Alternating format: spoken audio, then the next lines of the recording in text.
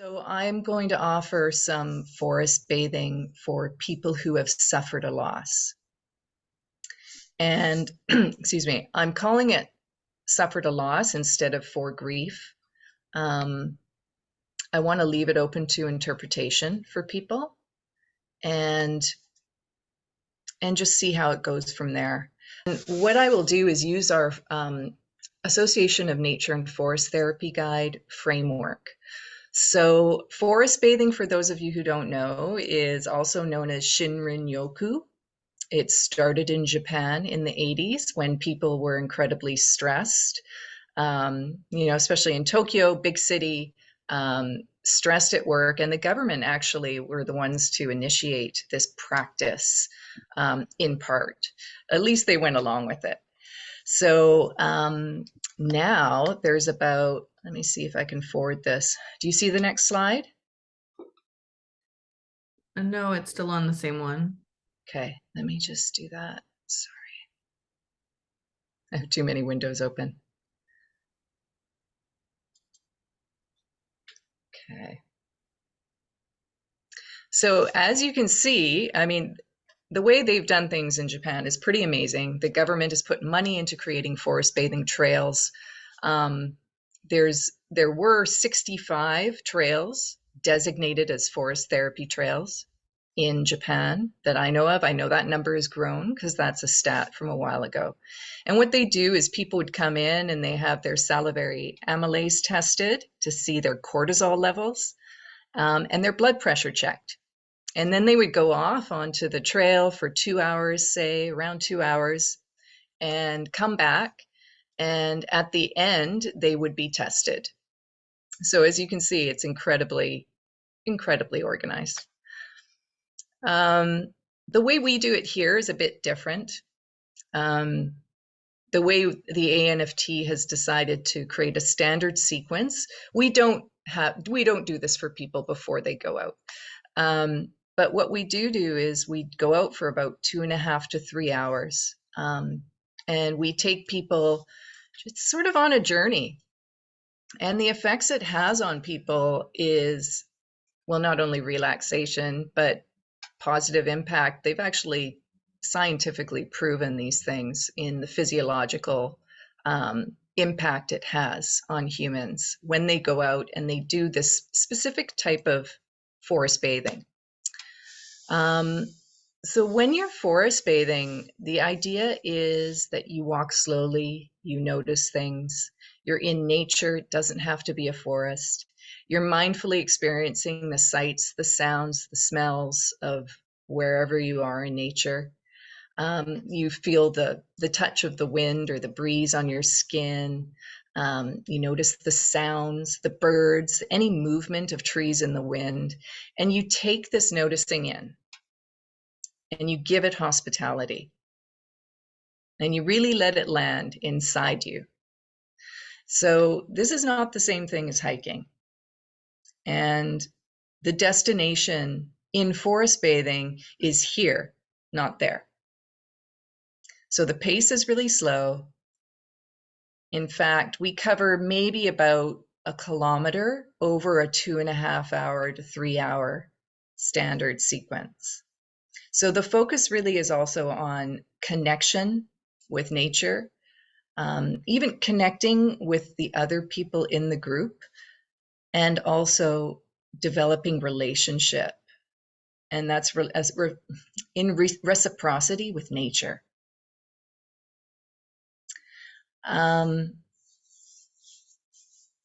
So the important part too with forest bathing is what happens and what we hope is an outcome, because we don't have agenda as guides when we take people out. The idea hopefully is that people remember that we're part of nature, we're not separate from it, and we're related to all beings in fundamental ways. And in fact, I think it's something like 98% of the time that human beings have been on Earth, we lived in nature. So our modern world, that 2%, of time. It just shows that this disconnection that a lot of people feel, and they don't know why, just in themselves, a lot of the health issues people have, mental health issues and physical health issues, we really think, that in part it's due to being so disconnected from nature in general. In practicing forest bathing, we have the opportunity to also enter into a liminal space. And that's done through the invitations that me as a guide would present to people. And it allows people to go off and practice this invitation if they want for about 15 to 20 minutes. And then we all come together in a circle and can share, if you want, what you're noticing. And then we move on to the next invitation. And being in this liminal state, which is a sort of state of not knowing, and if for any of you who say have gone to your first day of college, maybe, for example, and it's a place you've never been before, and it's a scene that, scenario you've never been in, that's a kind of liminal state. It's a state of not knowing. Yeah, and it also breaks you sort of free from what you think you know about the world. So invitations are also often improvised in the moment, depending on the setting, depending on what's going on in the weather, who the people are. And so it's adapted to the needs of the participants. And we allow time for wandering, sitting, reflecting. And then we end the whole sequence with a sort of a tea ceremony where we offer a forest tea. And it helps to support people to just take a moment. You ingest something into your body.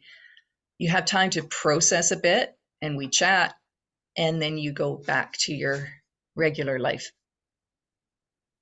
That part's really important to sort of reintegrate. But one thing that guides aren't are therapists. And actually, some guides are therapists, and they do this work as well. But we're not expected to be therapists. And so any support for any wellness, any personal development, or even perhaps healing comes from the participants' interaction with the natural environment they're in. So these walks, guided walks, have one sole aim, and it's creating and sustaining safe, meaningful, and relational contact between participants and nature.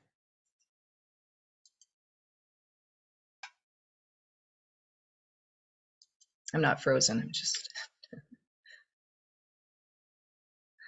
So this is another interesting point. So I don't know how many of you know what a natural killer cell is in the body. We all have them. But what they showed through forest bathing as well is a raise in the level of natural killer cells after doing 2.5 to 3 hours of forest bathing. And also that this stays in the body, up to 48 hours or so. And if you do, say, a weekend of forest bathing, so 2 successive days, then that effect lasts longer. It's really interesting. So maybe you can sort of see where, maybe not, where I'm going and why I think it's important to offer this to specific groups of people as well, and especially people who have suffered a loss. So, I mean, as guides, like I said, we aim to be agenda-free. So there's no goal for you to achieve during a forest bathing walk. And as I said, the healing contract, if any, that exists, it's between the forest and the participant. So forest bathing, because it's been scientifically proven to provide numerous benefits to mental and physical well-being in various circumstances. I think we could include that in those who've suffered a loss. And because when someone experiences a loss, whether it be the death of a loved one, a significant life change, or any other form of grief, it can have a profound impact on their emotional and psychological state. So I think forest bathing can be incredibly beneficial, and for several reasons. So for stress reduction, spending time in nature has been found to significantly decrease stress levels, because the forest environment or just being in nature has a profound calming effect on the nervous system, leading to decreased levels of stress hormones such as cortisol. This can be particularly helpful for people who are experiencing a loss, grief, and heightened emotional distress. Mindfulness and reflection. Forest bathing encourages mindfulness, which involves focusing on the present moment and accepting it without judgment. And I think, as you know, most of us know, working in this in end of life care, we know that, grief, for example, people just have so much judgment around it. I should be finished grieving, or, you know, there's so much unknown around grief and what that is and what it involves. So, forest bathing could help people process their emotions, reflect on their feelings, and also find moments of peace and clarity amidst their grief. And then there's connection and support. Being in nature can provide a profound sense of connection and interconnectedness with something larger than oneself. And this powerful connection can help individuals who've suffered a loss feel less isolated and more supported by the natural world. And additionally, participating in forest bathing with other people can foster a powerful sense of community and provide a space for shared experiences and support. So while forest bathing can be incredibly powerful and beneficial for people who've suffered a loss, it's important to remember that grief is deeply personal as well and an individual experience. So it may not be the perfect situation for everyone. But I'm willing to try. So I'm looking forward to offering this for people. Thinking it'll be starting in about a month, and we'll go from there. And I'd really like to offer it online as well. So that's about it. But if anybody has any questions, I'd be happy to answer them. Yeah, so how does it work online? So online, it just depends. I've done it two ways, actually, and most guides have done it both ways. What happens is you zoom in from wherever you are. It's really great for people who are isolated, as in maybe they can't even leave their apartment that they're in. Maybe they're in a large city and they're not attached at all to any sort of nature. So what happens is they zoom in.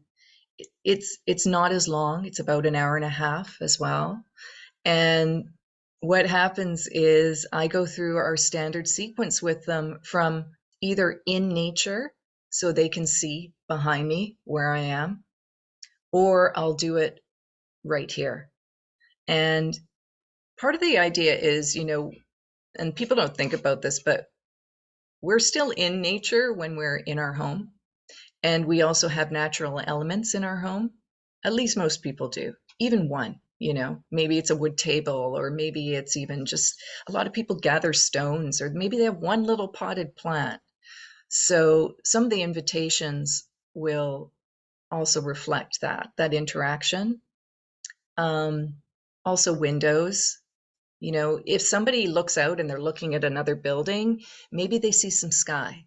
So we will use that as part of the invitations. The other way to do it is actually for me as a guide, to be out on a trail or in nature and actually keep my camera on during the during the breaks for invitations. And so people can see me traveling or be immersed more in my setting. But I have thoughts about both. I have thoughts about I think it's really important for people to connect with where they are and not with where I am. So, but one interesting thing during COVID, there was one woman who came to one of my virtual forest bathing experiences, and she was on her deck I think she was in Napa, and it was really interesting because she had planned out to do forest bathing with guides in different countries. So she was next going to do she was going to Hawaii, so she would be doing forest bathing with a guide there, and then also Ireland. So for her, it was a bit of a way also to experience these different places, and especially during a time where she may have been able to travel, but she couldn't because of COVID. And so, yeah, it's interesting. There's different ways of doing it. One of the times I did it, there was somebody in his apartment in Brooklyn. And for him, during one of the invitations, I had turned my camera off so that people could be immersed in the invitation. And when we came back together, he said he actually went outside his apartment to do the invitation. And for him, that was really exciting. And he really enjoyed that. Came back in. Yeah.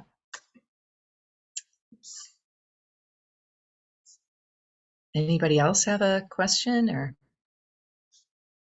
Just even listening to you present the material, Maria, is like meditative, and I mean, all the context and some of the detail elements have taken down my cortisol levels. Good. You know what? That's kind of why I want to show the slides as well. More as just a way for whoever's watching this to be able to maybe get more into it.